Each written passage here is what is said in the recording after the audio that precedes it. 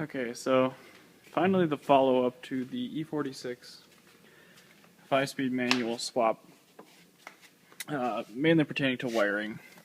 My first video kind of went over the basics on how to get your ZF, your previously ZF5HP19 to be tricked into thinking that the car would start. So in that video I told you just connect the purple yellow, oh boy, hard to see, the purple yellow wire on the brake light switch, this white one. Refocus here.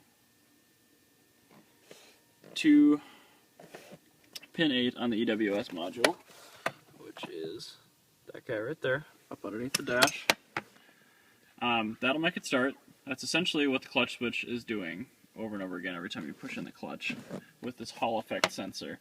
This is the updated style sensor. Some of the older setups use two sensors, one for cruise control, which sends ground to pin 23 on your DME, and then has a separate one for clutch engagement to start it, which sends 12 volt to your EWS. That's the two functions this switch has.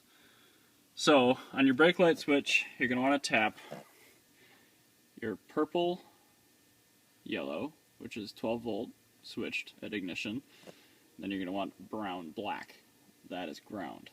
Both of those are going to go to the corresponding color on your clutch switch, which is pin 1 for ground, 3 for switch to 12 volt. Pin 2 goes to pin 23 on your DME. This is switching this ground to this wire. That's for cruise control, so you don't accidentally push in your clutch and redline your engine. Then pin 4 goes to your pin 8 EWS, and that's switching this 12 volt source into this. Once you've done all that, that is really all there is to it. You can take it to any shop that runs an AutoLogic computer. Will be able to code your DME. Basically, they just change a parameter.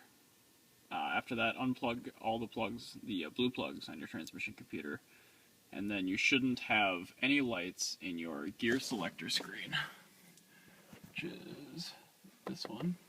Oh, it's hard to see, sorry. That little one, that should shut off completely every time you start off the car. And the reason why you want to unplug all the stuff on your transmission computer is mainly just so you don't get check engine lights. On my previous touring, this is actually a different car than I swapped last year. This is a new one to me. I left the transmission computer plugged in after I got it coated, and that's not going to hurt anything, but what it did is every time I shut off the car and restarted it, I would get a check engine light. So I checked the codes, and it turned out it wasn't seeing a vehicle speed signal from the back of the transmission, a gear selection signal, stuff like that. So even after you code it, you do need to unplug your transmission computer. After that, you should be home free and enjoy having a proper transmission in your e46.